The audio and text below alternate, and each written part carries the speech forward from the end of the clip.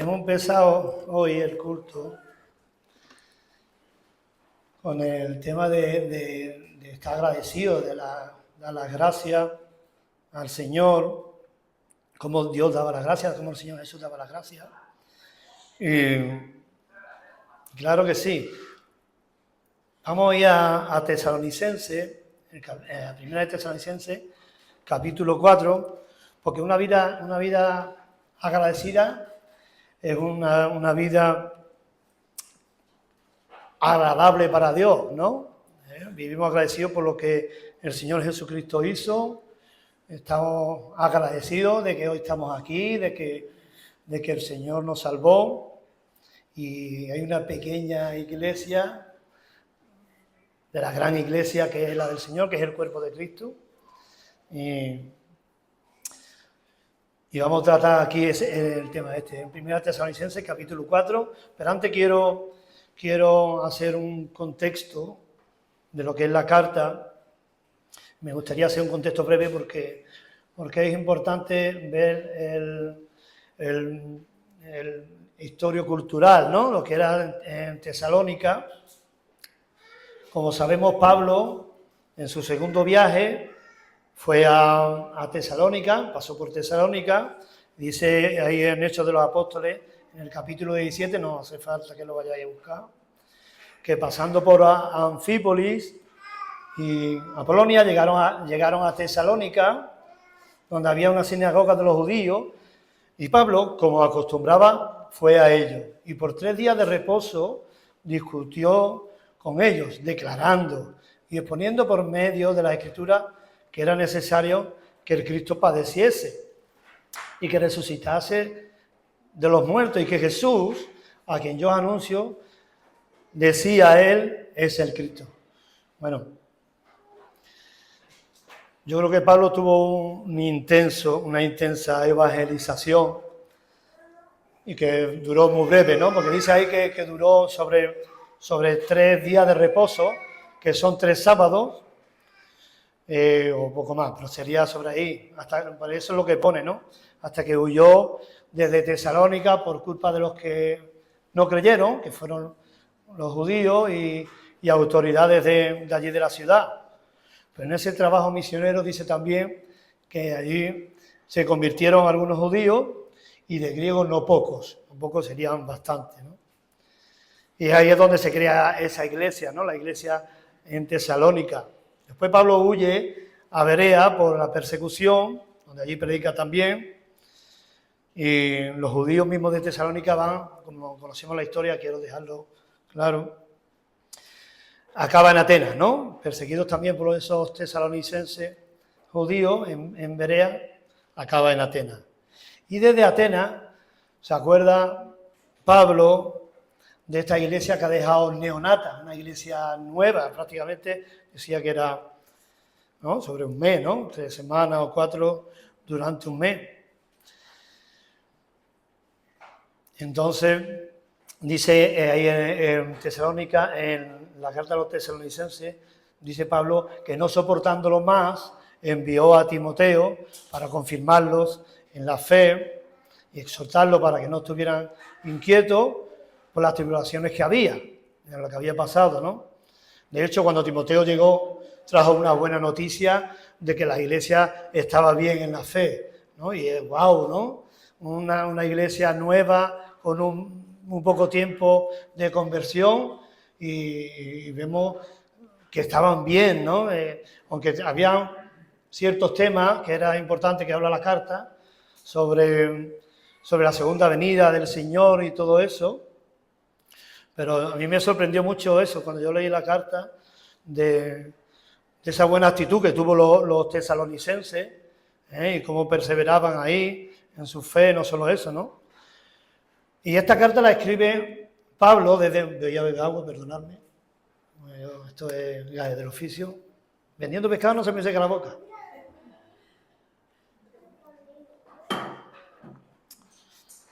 Entonces esta carta es una respuesta de lo que Timoteo trajo. La escribió en Corintios, y si vemos los 3 primeros capítulos podemos leer cómo Pablo halaga a la iglesia, Le dice, le doy las gracias al Señor por vuestra fe, ¿no?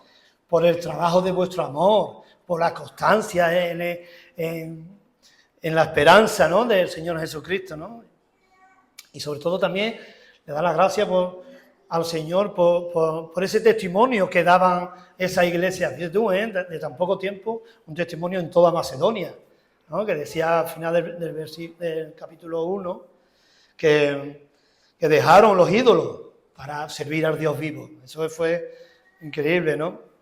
Y termina el capítulo 3, si lo leemos ahí a partir del 12, 3:12 dice: y el Señor os haga crecer, hablándole a esta iglesia, y el Señor os haga crecer y abundar en amor unos para con otros y para con todos, como también lo hacemos nosotros para con vosotros, para que sean afirmados vuestros corazones irrepresibles en santidad delante de Dios nuestro Padre en la venida de nuestro Señor Jesucristo con todos sus santos.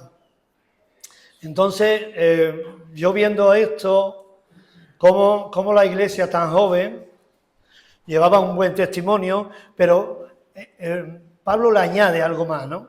Pablo añade que ahora, aparte de todo ese buen testimonio y todas esas cosas buenas, ahora hay un seguir, ¿no? Ahora ya somos salvos, estamos salvados, el Señor nos ha salvado, pero ahora viene una nueva vida, ¿no? En el Señor Jesucristo, una vida de agradar al Señor, una vida de santidad. El Señor bendijo grandemente a Pablo allí, no solo en la predicación, esto es importante, de la palabra, sino también en la práctica, ¿no? Él instruyó para llevar una vida agradable a Dios, una vida digna del Evangelio y una vida santa delante del Señor. Y eso, ¿no? Cuando una persona se convierte al Señor, reconoce que Jesús es su Salvador, reconoce su pecado, se arrepiente, pasa de muerte a vida, dice la palabra de Dios, ¿no? Y lo hace hijo suyo, ¿no? El Señor derrama su Espíritu Santo y lo hace hijo suyo. Y a partir de ese momento, Dios le entrega el Espíritu Santo y lo hace santo, apartado para Él, ¿no? Dice, es el significado de ser santo. Y no es por la obra de cada uno, de lo que uno haga, sino por la obra de Cristo, ¿no? El Cristo, ¿no? Él fue el que ocupó nuestro lugar, Él fue el que nos sustituyó, Él cargó con nuestro pecado, y si nosotros nos agarramos a Él y nos entregamos a Él, Él nos hace santos, dice el Señor. Y esa posición de santidad, eso ya no hay que nos la arrebate. Eso lo tenemos fijo. Somos santos ante Dios por medio de aquel que nos salvó, que es Cristo. Pero ahora llevamos una nueva vida. Y esa nueva vida traemos mucho lastre por nuestra forma por donde vivimos, en el pecado, en el cuerpo de pecado, de la caída antigua. Entonces el Señor dice que va a trabajar en nosotros y ahora toca una santificación, como se dice también, progresiva, ¿no? Podemos ser santificados más rápido o menos rápido, ¿no? Podemos enredarnos en las cosas del mundo o podemos rechazar la inmundicia del mundo. Podemos amar como el mundo ama, que ya lo sabemos cómo es, o amar como Dios ama. O podemos vivir, que no se note la cristiandad que vemos, o ser testigos verdaderos de Cristo. Eso estuve viendo aquí en Primera de Tesalonicenses y lo vamos a leer del 1 al 12, ¿vale?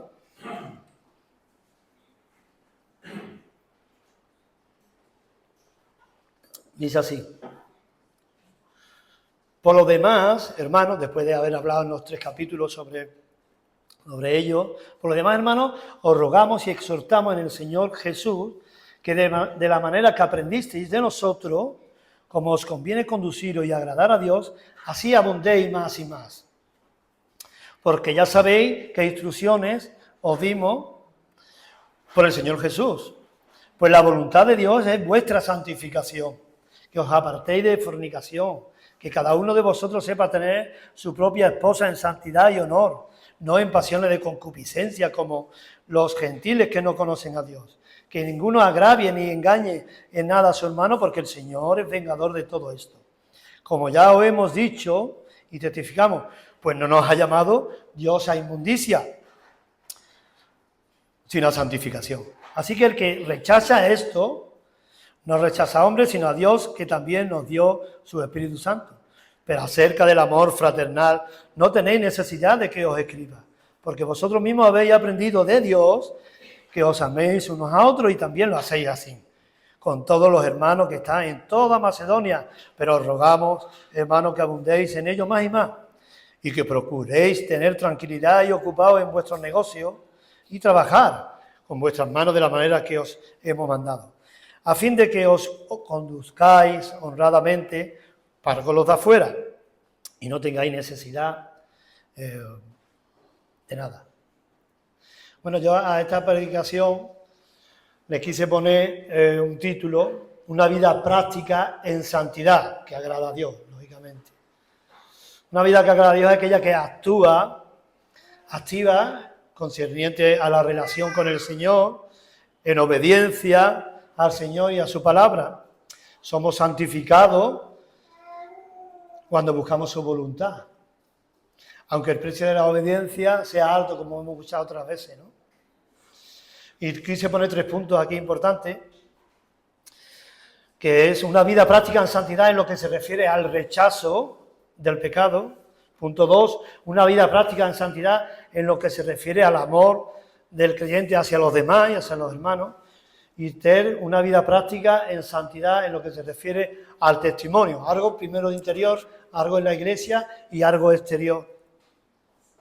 Entonces en el versículo 1 y 2, aquí en el primer punto, sobre el rechazo al pecado, dice Pablo: por lo demás, hermanos, os rogamos y os exhortamos en el Señor Jesús, que como habéis recibido de nosotros instrucciones acerca de la manera en que debéis andar y agradar a Dios, como de hecho ya andáis. Así abunde en ello más y más, pues sabéis qué preceptos os dimos por autoridad del Señor Jesús. Bueno, Pablo les anima, ¿no? Les está animando a que sigan esa forma de la cual ellos recibieron una vida que agrada a Dios. Los apóstoles recibieron del ejemplo mayor, que era el Señor Jesús, ¿no? Y después la doctrina apostólica fue en función a la iglesia, ¿no? Hay una base que es Cristo, y a raíz de ahí, ¿no? Entonces ellos recibieron, dice, que por parte de Pablo, recibieron de Pablo, de Silas y de Timoteo, de cómo debían andar. Pablo predicaba oral y prácticamente. Y ahora lo vamos a ver también. Dice ahí, por ejemplo, en el segundo capítulo, versículo 10, dice: vosotros sois testigos, hablando Pablo, y Dios también, de cual santa, justa e irreprensiblemente nos comportamos con vosotros los creyentes, así como también sabéis de qué modo, como el Padre a sus hijos, exhortábamos y consolábamos a cada uno de vosotros y os encargábamos que anduviese como es digno de Dios, que os llamó de su reino y gloria. ¿Vale? La meta principal del creyente, la meta es agradar a Dios, vivir para el Señor. Eso es importante. No se trata de si te has convertido hace un año o hace 30. La meta principal del creyente es agradar al Señor. Pablo le dice a los de Corintios: sed imitadores de mí, así como yo de Cristo. Una vida en constante crecimiento santo o en santidad. Nos vamos otra vez al capítulo 4, ahí en el versículo 3, que dice: porque esta es la voluntad de Dios, vuestra santificación. Desde que somos nacidos de nuevo, el Señor, como dije antes, nos hace santos, que significa apartado, ¿no? Consagrado para Él. Pero no estamos exentos de pecar, ¿no? ¿Por qué? Porque vivimos, como he dicho, en un cuerpo caído, cuerpo pecaminoso. Por eso nos encontramos en un proceso de santificación. Debemos ahora rechazar el pecado, gracias a la ayuda también del Espíritu Santo y de su palabra que nos va a instruir. Pero es algo que depende de nosotros también, ¿vale?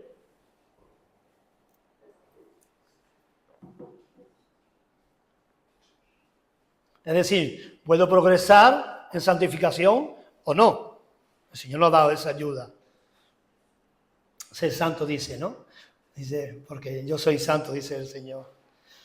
Entonces dice que todas las escrituras inspiradas por Dios y útil para enseñar, para redarguir, para corregir, para instruir en justicia, a fin de que el hombre de Dios sea perfecto enteramente, en todo su ser, preparado para toda buena obra.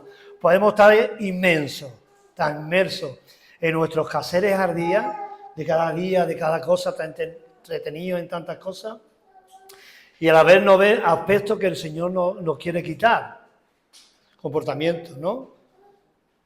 E incluso normalizar comportamientos pecaminosos, ¿no? Dice ahora ahí en el capítulo 5, dice, examinarlo todo, decía Pablo a los tesalonicenses, retener lo bueno, absteneros de toda especie de mal. Porque vivimos bajo la gracia, ¿no?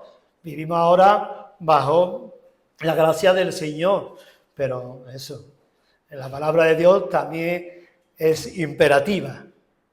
Él nos dice, por ejemplo en Colosenses dice, haced morir lo terrenal, en vosotros, lo que es la fornicación, impureza, pasiones desordenadas, malos deseos, las avaricias, que es idolatría, cosas por las cuales la ira de Dios viene sobre los hijos de desobediencia, ¿no? La palabra de Dios nos habla de cómo tenemos que andar también. Son imperativos.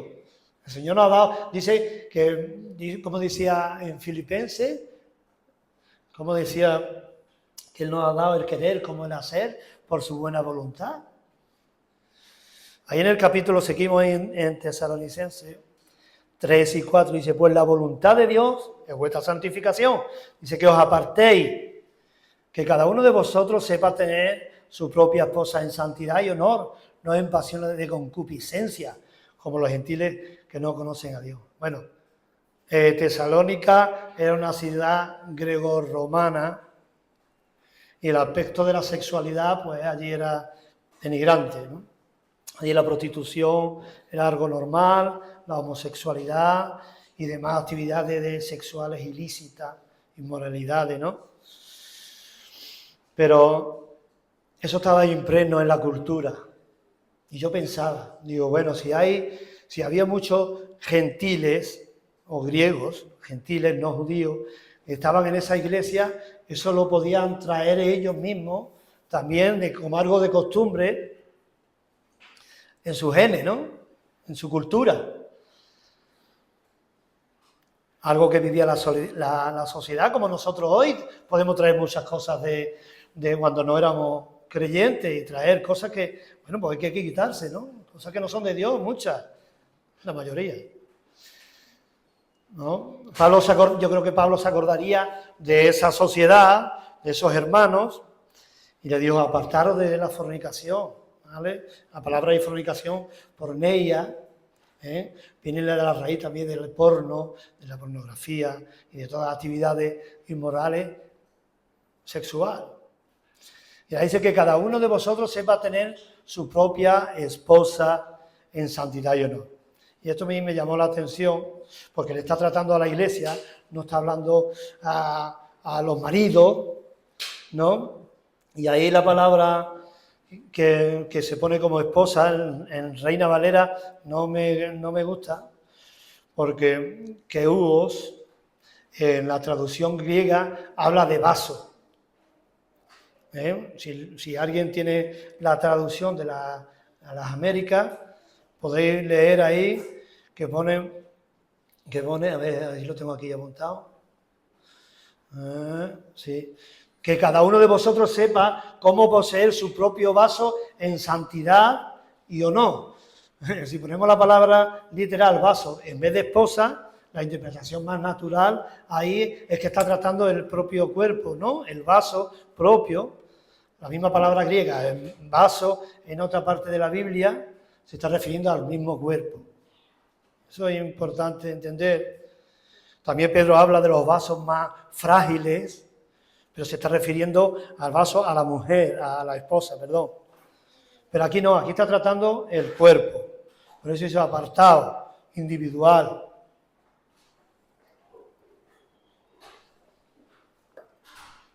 Así que cada uno sepa cómo poseer su propio cuerpo en santificación y honor, no en pasiones de concupiscencia como los gentiles, que no conocen a Dios. Por eso dice Pedro, me gustó dice Pedro en el capítulo 2, amados, yo ruego como a extranjeros y a peregrinos que os abstengáis de los deseos carnales que batallan contra el alma, abstenerse, tener dominio propio del cuerpo. Dice Pablo a Timoteo, porque no nos ha dado Dios un espíritu de cobardía, sino de poder, de amor y de dominio propio. Ahora somos miembros del cuerpo de Cristo, ¿no? El Señor nos llama a la santificación, pues ahora pertenecemos a Él, tenemos que rechazar todo lo que es la inmundicia. Dice en Romanos que así como para iniquidad presentasteis vuestros miembros para servir a la inmundicia y a la iniquidad, así ahora para santificación presentad vuestros miembros para servir la justicia, para servir a Dios. Podemos ir a Corintios, capítulo 6, un momentito. Porque va a tratar sobre este tema también.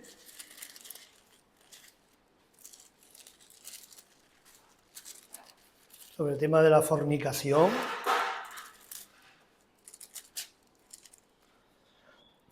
A partir del versículo 12, dice, todas las cosas me son lícitas, mas no todas conviene. Todas las cosas me son lícitas, mas yo no me dejaré dominar por ninguna. La vianda para el vientre y el vientre para la vianda. Pero tanto al uno como a la otra destruirá Dios. Pero el cuerpo no es para la fornicación, sino para el Señor. Y el Señor para el cuerpo. Si Dios que levantó al Señor, también a nosotros levantará con su poder. ¿No sabéis que vuestro cuerpo son miembros de Cristo? ¿Quitaré pues los miembros de Cristo y lo haré miembros de una ramera? De ningún modo. ¿O no sabéis que el que se une a una ramera es un cuerpo con ella? Porque dice los dos serán una sola carne. Pero el que se une al Señor, un espíritu es con Él. Huir de la fornicación. Cualquier otro pecado que el hombre cometa está fuera del cuerpo, mas el que fornica contra su propio cuerpo peca. ¿O ignoráis que vuestro cuerpo es templo del Espíritu Santo, el cual está en vosotros, el cual tenéis de Dios y que no sois de Dios vuestro, no sois vuestros, porque habéis sido comprados, dice, ¿no? Por precio. Glorificad pues a Dios en vuestros cuerpos y en vuestros espíritus, los cuales son de Dios. Bueno, hoy vivimos también en una sociedad que la inmoralidad sexual se publica, ¿no? Bueno, antes estaba yo desayunando con Osiris y con Blanca, y tenía yo Osiris ahí sentada mi mujer estaba aquí, Osiris ahí, y justo detrás de Osiris había ahí arriba una pantalla grandísima, una pantalla de esta súper grande. Bueno, y estaban saliendo vídeos de canciones bueno, no tengo que contar más nada, ¿no? Estaba constantemente mirando para abajo, ¿no? Me debía meter el café como si así, ¿no? Era increíble, ¿no? Hay una publicidad sobre la sexualidad y eso están llevándolo hasta los más pequeños. Están doctrinando la sociedad. Y eso tenemos que huir de todo eso. No solo no nosotros huir nosotros, sino todos los que están alrededor nuestro. Tenemos que alejar de todo eso. Es muy importante, ¿eh? Dios creó la sexualidad para el matrimonio. Por tanto, decía, dejará el Señor, el hombre a su padre y a su madre, y se unirá a su mujer y será una sola carne, dice la palabra de Dios. La inmoralidad sexual está centrada en los deseos propios, en los deseos egoístas del hombre, en la persona propia. Se busca el placer personal, nada que ver con lo que Dios hizo la sexualidad. Por ejemplo, en 1 Corintios 7, no vamos a leerlo ahora, pero ahí trata y habla claramente sobre para qué creó Dios la sexualidad. El marido es para la mujer, el sexo del marido es para la mujer y el sexo de la mujer es para el marido. Eso es así. No debemos salirnos de la palabra de Dios. Tenemos un Señor de orden y tenemos que huir de todo lo que no tiene nada que ver con lo que el Señor ha hecho. Nos vamos otra vez a Tesalonicenses, al capítulo 4. Porque esto es importante también. Dice ahí en el versículo 6 que ninguno agravie ni engañe en nada a su hermano, porque el Señor es vengador de todo esto, como ya os hemos dicho y testificado. Bueno, en la de las Américas, en la traducción de las Américas dice, y que nadie peque y defraude a su hermano en este asunto. Está tratando la fornicación y la inmoralidad. El corazón es engañoso. Y puede uno estar buscando sus propios deseos, incluso dentro de la iglesia, ¿eh? Esto es importante. Los jóvenes con ganas de casarse, ay, me busco una. Hay que tener paciencia, tranquilidad, esperar al Señor, porque por los deseos propios, no hablo de los jóvenes y no tan jóvenes, gente por intereses propios, puede que dos personas se casen y una tenga un objetivo de una forma de querer servir a Dios en misión o en lo que sea, y el otro no. Y incluso en un matrimonio cristiano puede haber un yugo desigual por intereses propios. Eso es algo importante, es por eso que es bueno esperar y buscar y conocerse bien, en ese sentido. Porque Dios no nos ha llamado a impureza, dice el 7 y el 8, sino a santificación. Debemos santificarnos. Por consiguiente, el que rechaza todo no rechaza a hombre, sino a Dios que nos da el Espíritu Santo. El que rechaza la santificación está rechazando a Dios que nos ha regalado el Espíritu Santo, ¿no? ¿Vale? Bueno, aquí en el punto 2, si continuamos, dice, yo puse aquí una vida práctica en santidad en lo que se refiere al amor fraternal, la práctica del amor fraternal. Eso también es importante. Dice en el versículo 9 y 10, pero acerca del amor, bueno, hablándole a los tesalonicenses, que acerca del amor fraternal no tenéis necesidad de que os escriba. ¿Por qué? Porque vosotros mismos habéis aprendido de Dios, que os améis unos a otros. Y también lo hacéis, así con todos los hermanos que están por toda Macedonia. Pero os ruego, hermanos, que abundéis en ello más y más. Ellos aprendieron de Dios, dice ahí. El Evangelio declara el amor de Dios. La palabra de Dios nos enseña su amor. La cruz declara el amor de Dios.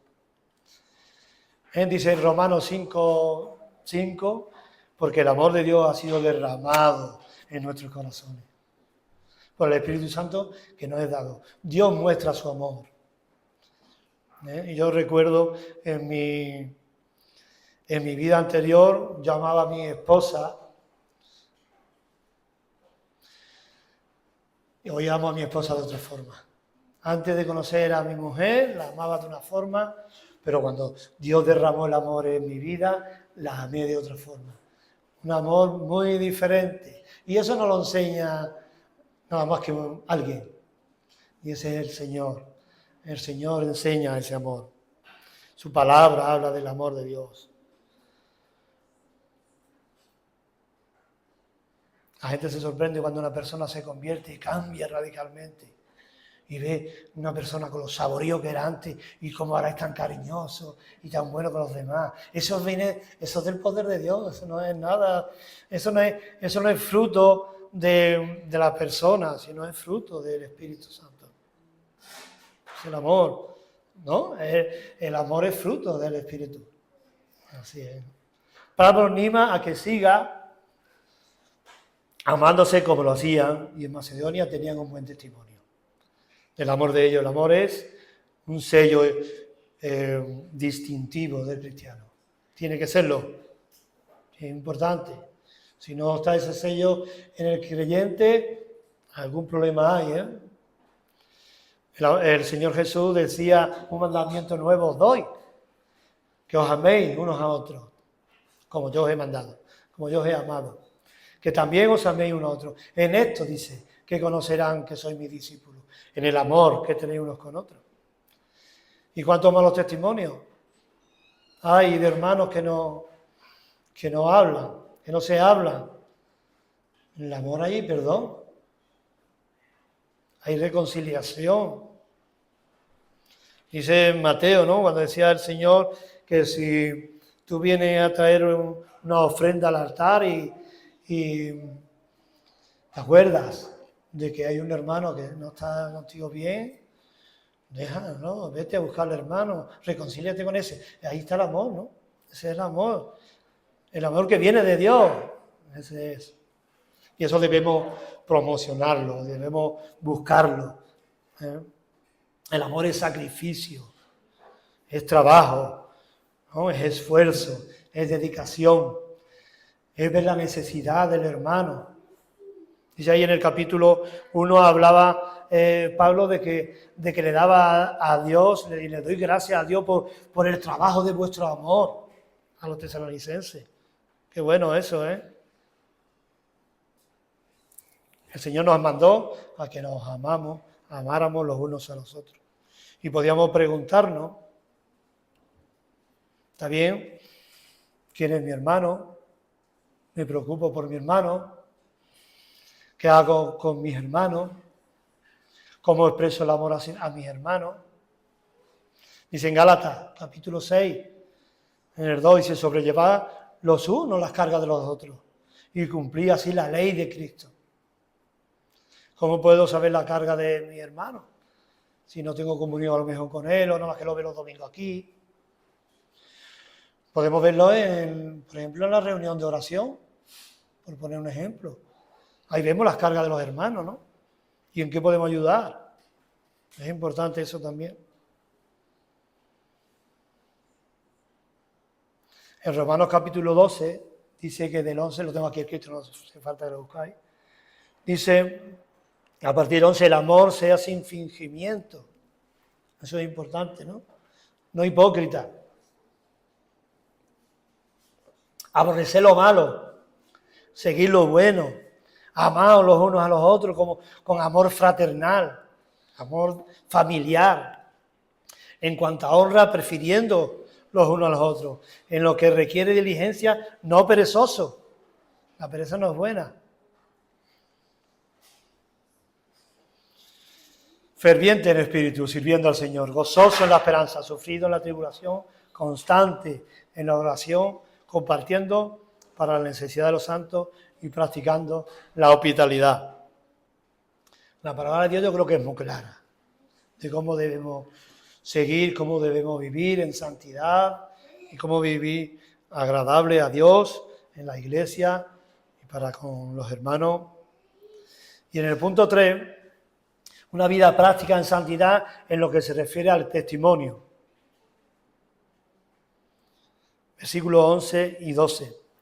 Dice que os procuréis, hablándole a los tesalonicenses, siempre me ha costado trabajo decir eso, y que procuréis tener tranquilidad y ocupaos en vuestros negocios y trabajar con vuestras manos, de la manera que os hemos mandado, a fin de que os conduzcáis honradamente para con los de afuera y no tengáis necesidad de nada.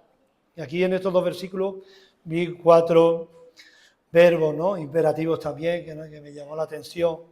Procuréis, ocupaos, trabajad, conducíos. Es importante. Cuando dice que procuréis tener tranquilidad, Pablo los consuela y les manda a que estén tranquilos. ¿Y de qué? Bueno, puede ser por las tribulaciones también que estaban teniendo, ¿no? O la persecución, puede ser.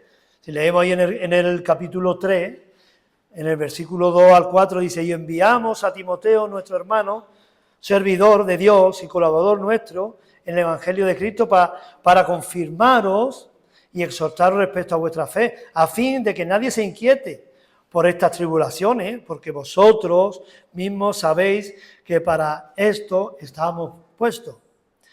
Porque también estando con vosotros, os predecíamos que ibais a pasar tribulaciones como ha acontecido y sabéis.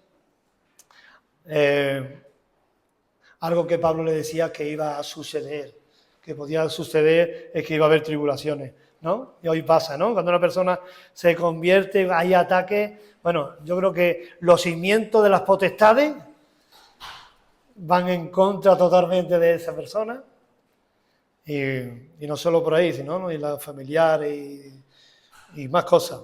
Y esas tribulaciones las tendremos hasta que el Señor venga o nos vayamos a su presencia. También puede ser por el tema sobre la segunda venida del Señor, que trata en los siguientes versículos. A partir del 13 trata también sobre el tema de la segunda venida. Es porque eso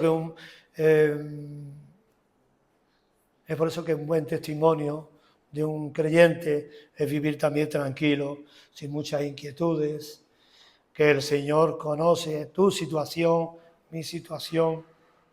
Vivir confiado, vivir tranquilo es vivir confiado en el Señor.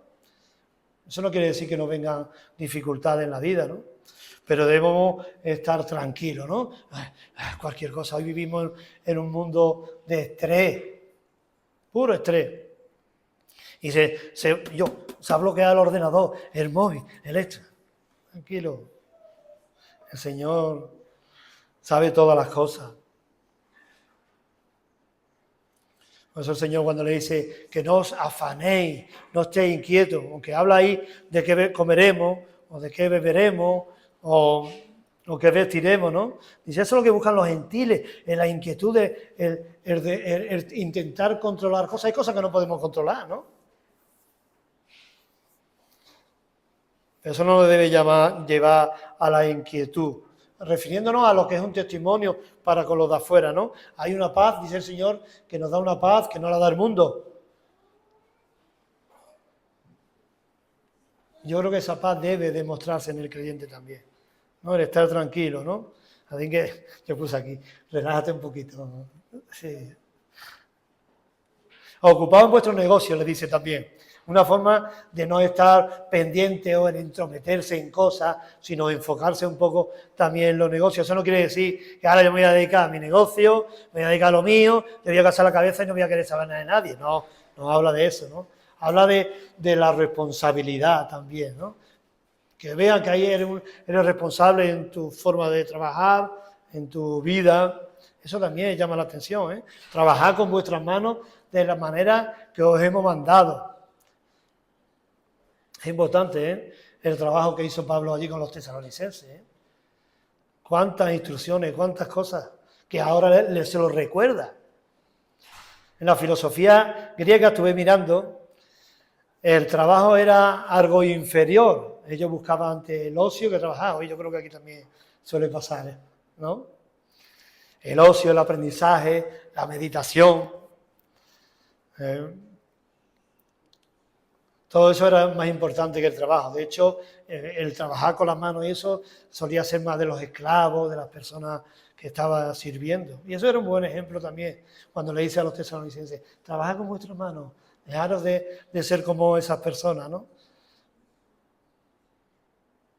La responsabilidad también en el trabajo es importante.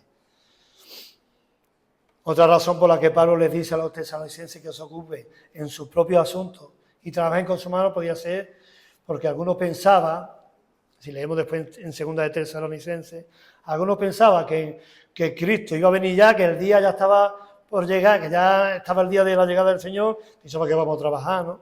Dice ahí, eso está en la siguiente, lo podemos leer, vamos a leerlo. En la segunda de Tesalonicenses, capítulo 3.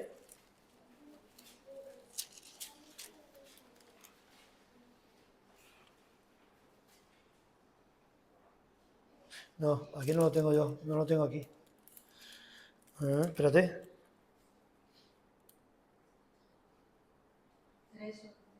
3:11.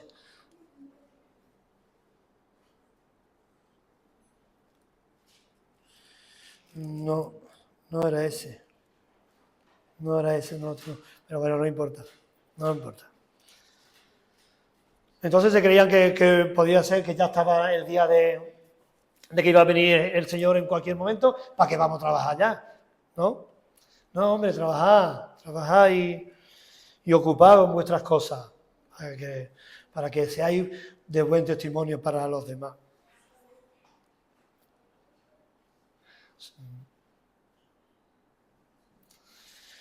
Versículo 12, seguimos ahí, 11 y 12, ahí en la carta, en la primera carta.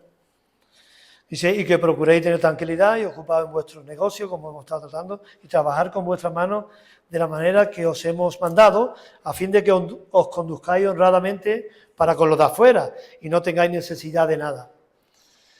Os conduzcáis honradamente también significa que caminéis decentemente.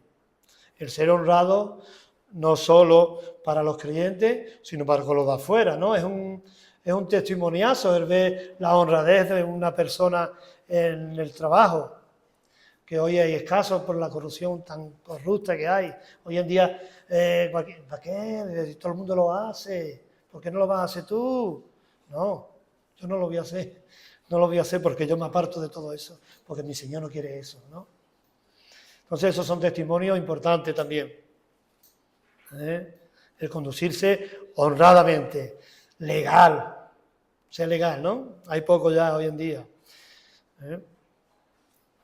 Pablo le dice, vosotros sois testigos de Dios,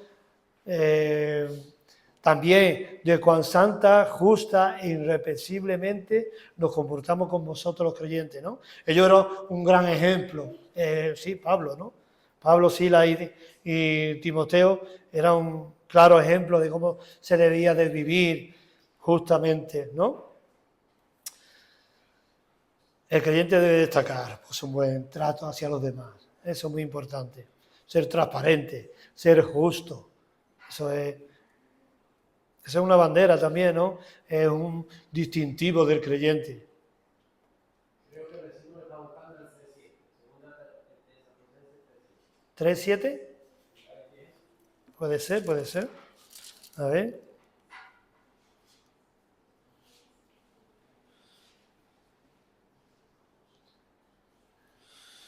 No, no era, no lo sé. Da igual. Gracias, Carl, gracias. Eso es, ¿no? La honradez en este mundo para los creyentes y como buen testimonio para el no creyente. Eso es importante. Dice en Romanos capítulo 13, procura, en versículo 7, procura compagar a todos los que debéis. Al que tributo, tributo. Al que impuesto, impuesto. Al que respeto, respeto. Al que honra, honra. Bueno, y como forma de aplicación en todo lo que hemos dado, debemos buscar la santidad en nuestra vida personal con la ayuda del Señor, examinarnos cómo estamos viviendo, eso es muy importante, delante del Señor, cuáles son nuestros pensamientos más profundos, porque eso el Señor sí lo ve, alejarnos de la tentación que nos puede llevar a caer en pecado, huir como José, ¿no? José salió huyendo, ¿no? Aunque por ello lleve a una dificultad o te venga un problema, pero huye, rechaza todo pecado. Busca la santidad en tu vida, importante. La santificación que el Señor quiere para ti y para mí. Y para su gloria, ¿no? Debemos glorificarlo en nuestra forma de vida. En el amor fraternal, lo mismo, es el amor familiar hacia los hermanos, busca la comunión, porque es en la comunión y cuando nos conocemos, y cuando vemos lo que le falta al hermano, en qué podemos, ¿no? Hay un salmo, un proverbio, ¿no? Que hierro con hierro se afila, ¿no? Se agudiza, ¿no? Se dice. Eso es, tenemos que buscar la comunión, uno con otro. Yo debo de practicar eso. Yo lo necesito, ¿eh? Y lo reconozco que me falta y la predicación cuando uno la hace, el primero que le predicas a uno, ¿no? Entonces, yo lo necesito mucho eso. Yo creo que todos lo necesitamos. Buscar la ayuda también del hermano. ¿En qué puedo ayudar? ¿En qué me puede ayudar? Y mi testimonio para con los de afuera. Esto es importante también. Mi trabajo, en donde yo trabajo, en mi forma de actuar, en mi forma de reaccionar a ciertas dificultades, ¿no? ¿Hay paz en mi vida o vivo inquieto? Como los que no conocen a Dios. De esos que no tienen esperanza. Nosotros tenemos una esperanza en el cielo. Nosotros no nos vamos a llevar nada. Aquí se dice, ¿no? Dice, que no nos vamos a llevar nada al cielo. Claro que nosotros no nos vamos a llevar aquí nada. Es por eso que debemos vivir tranquilos y buscando la excelencia del Señor en todos los ámbitos de nuestra vida. Vivimos por gracia, pero claro, el Señor nos ayuda a todo esto.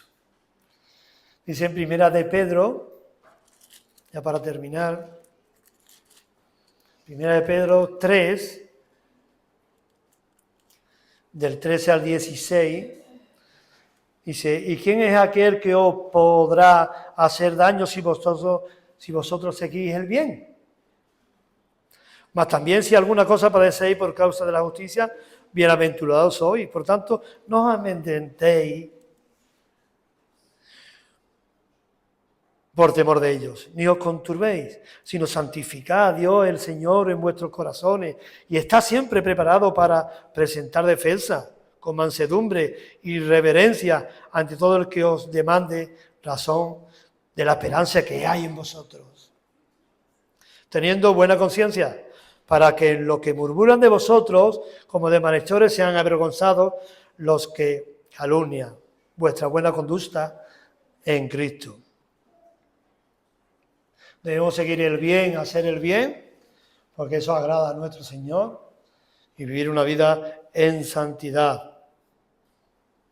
Aunque fallemos muchas veces, que vamos a seguir fallando. El Señor es bueno. Y el último versículo que está ahí en Primera de Tesalonicenses,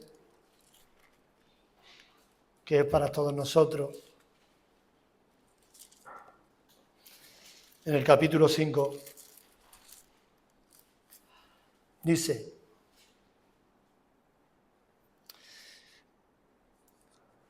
y el mismo Dios, versículo 23, y el mismo Dios de paz os santifique, nos santifique. Debemos ser lo nuestro, Debemos ser nuestro la palabra de Dios. Que el mismo Dios de paz os santifique por completo y que todo nuestro ser, espíritu, alma y cuerpo, sea guardado irreprensible para la venida de nuestro Señor Jesucristo. Fiel que os llama, el cual también lo hará. Señor, te damos las gracias por tu palabra. Te damos las gracias, Señor,